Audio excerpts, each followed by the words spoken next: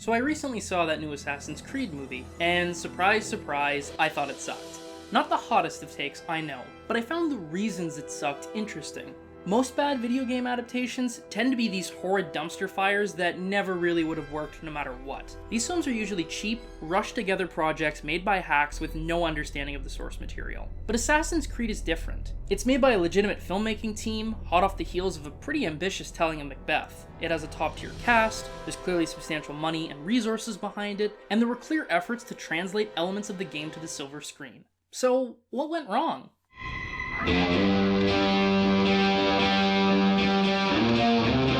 The modern world has outgrown notions like freedom. The threat remains while free will exists. Crazy for feeling so lonely. Well, a lot.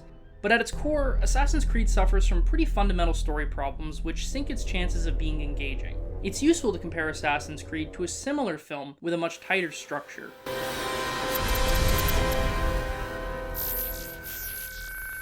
These are two very similar movies, and not just because both are sci-fi movies where our heroes plug into a virtual simulation which allows them to do cool action shit. On a basic level, both tell the same story. A fish-out-of-water protagonist learns of a secret world beyond their own, and becomes embroiled in a secret war which threatens all human existence, with said protagonist ultimately finding personal fulfillment in their adventure. But where The Matrix is a transcendent piece of action cinema which is endlessly rewatchable, Assassin's Creed is... And I'm crazy for loving you. not. Now the reasons why are vast, but today I only want to focus on 4 key storytelling elements, which The Matrix executes brilliantly while Assassin's Creed squanders. The protagonist.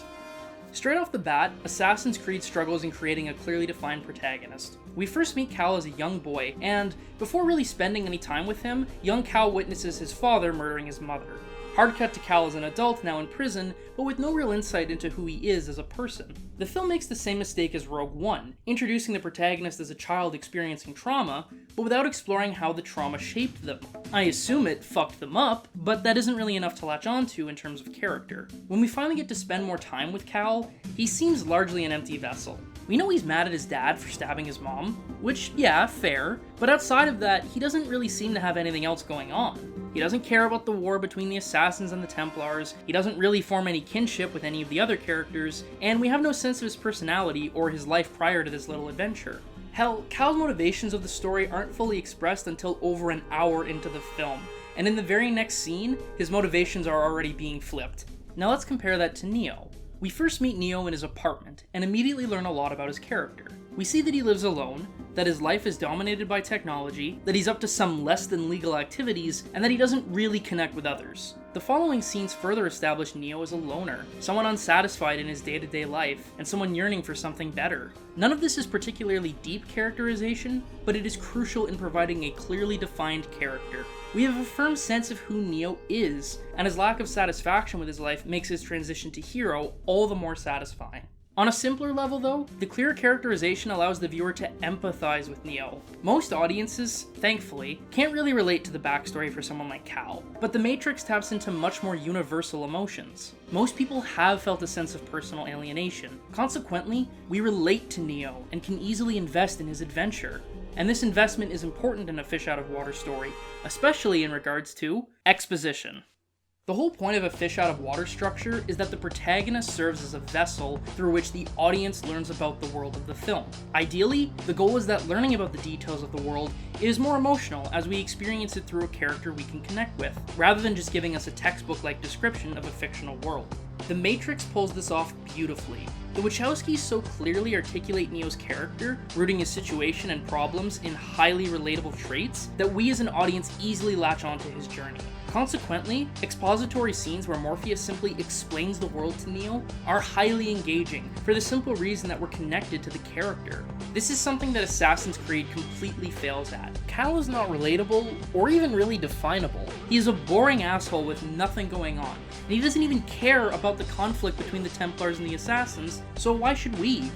In addition to the strength of your protagonist, it's also important to consider how you build to your exposition.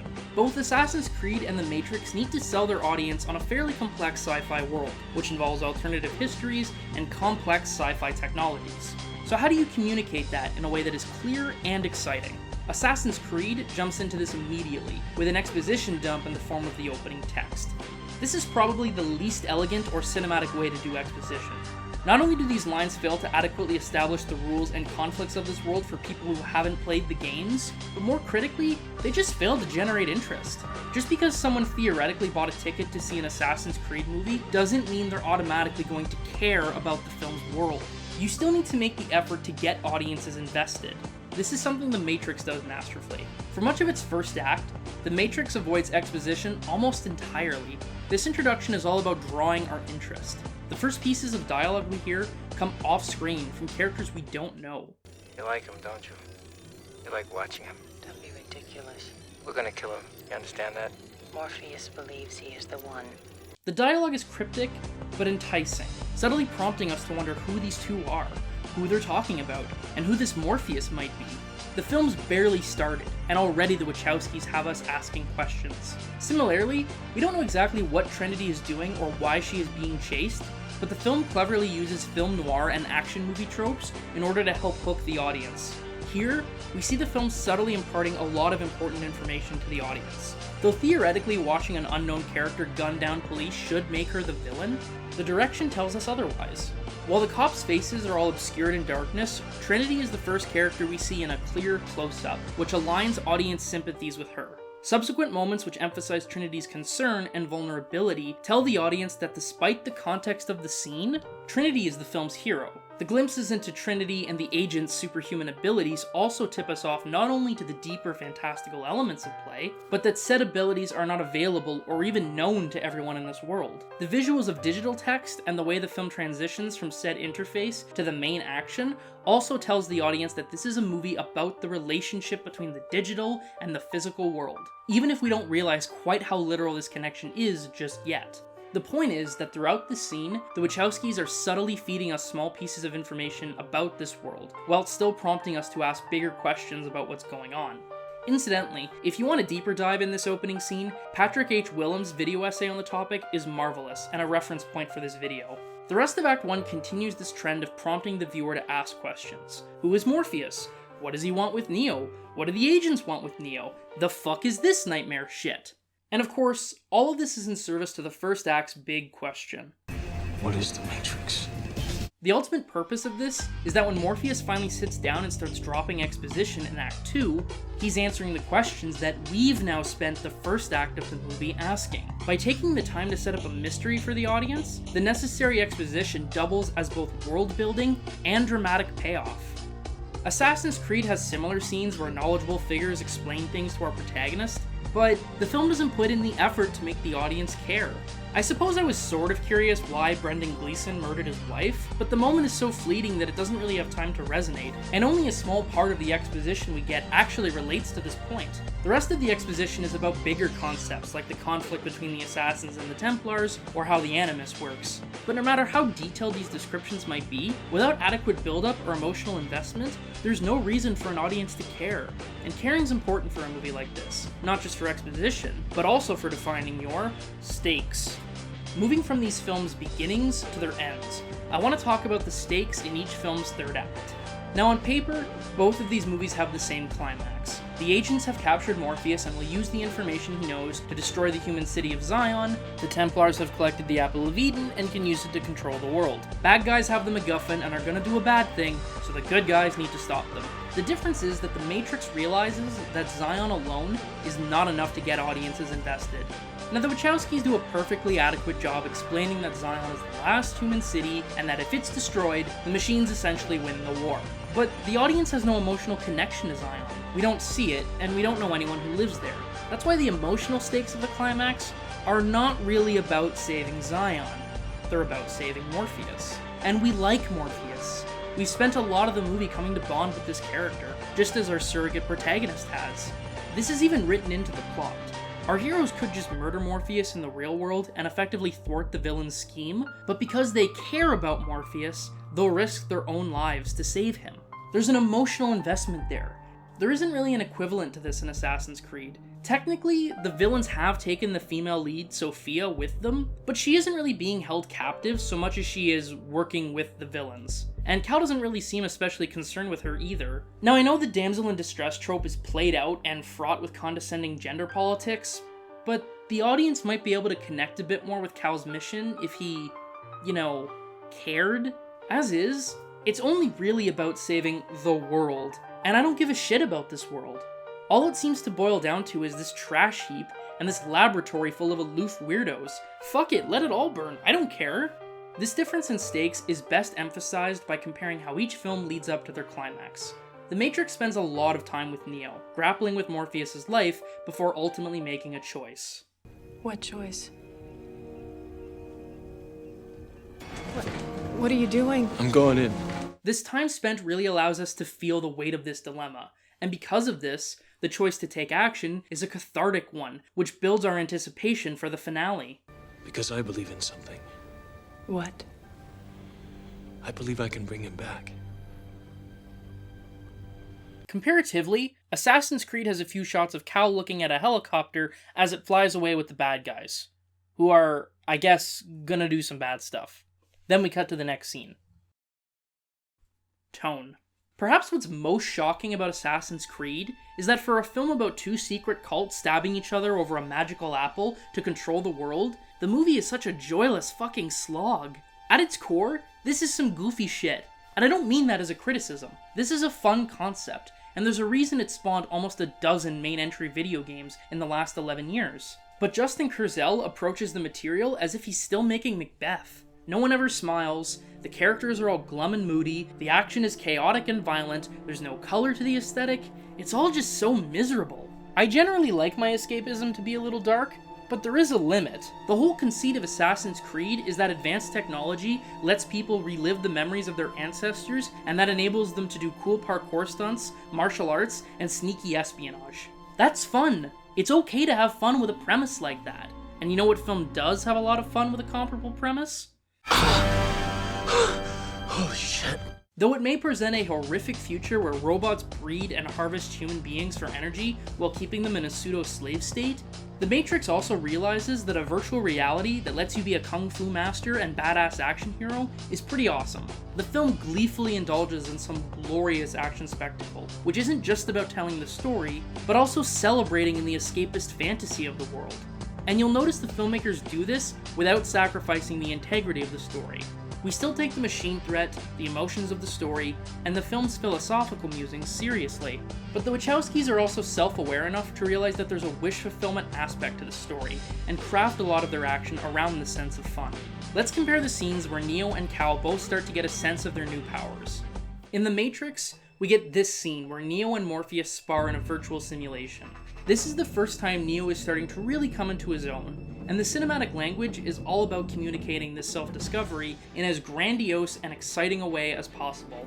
The movement of both camera and actors, the choreography of the fight, the clarity of the frames, and the music are all working towards creating a sense of energy and excitement. Grand moments like this wide shot, or this small exchange between Neo and Morpheus, both serve as a celebration of the scene's own awesomeness. These moments of self-indulgence are fun in and of themselves, but they're also appropriate for the storytelling.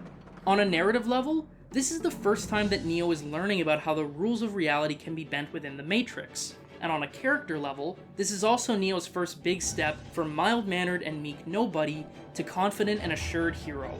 In short, this is a satisfying moment for the character, and it works for it to also be fun for the audience. In Assassin's Creed, we get this scene where Cal fights a shadowy version of his ancestor and then gets beaten up by security guards. The camera movements denote a certain energy, but the dark lighting and ominous settings squash any sense of fun.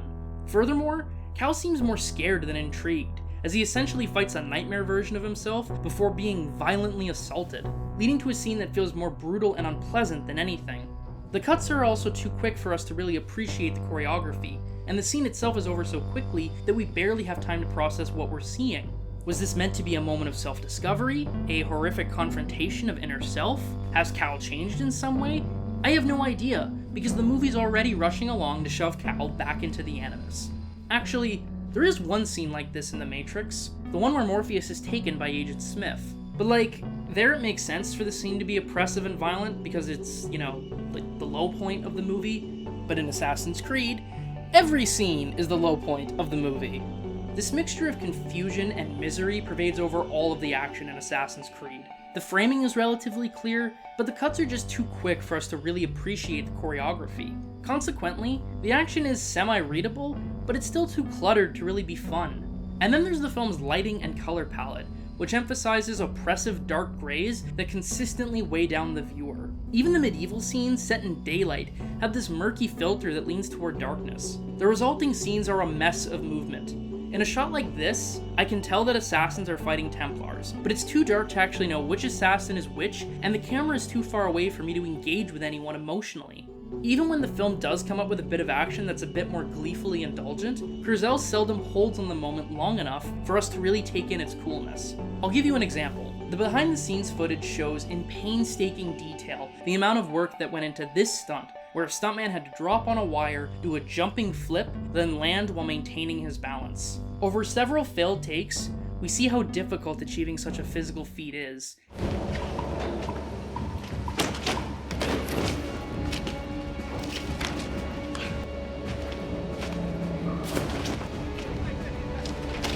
It's actually really exciting to finally see the stuntman pull this jump off.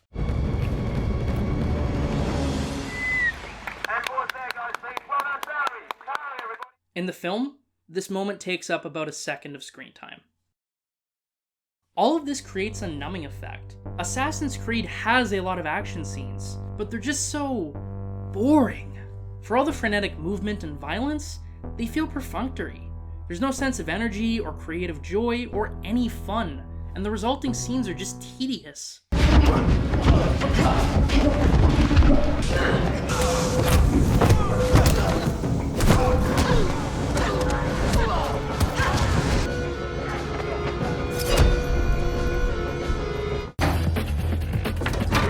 Morpheus is fighting Neo.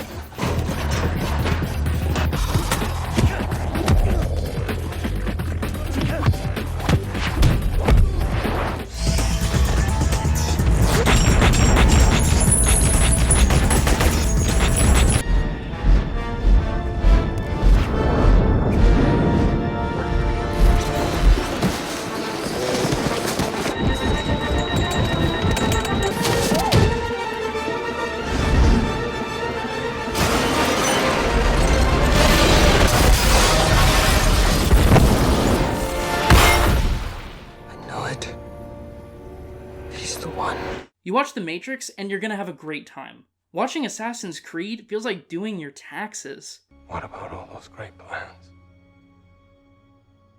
Pure violence. Sweet fucking Christ, is this movie still on? There's a simple lesson in this video. If you're making a sci-fi action movie where a fish-out-of-water protagonist becomes embroiled in a secret fantasy war between good and evil, take another look at The Matrix. The Wachowskis knew what they were doing.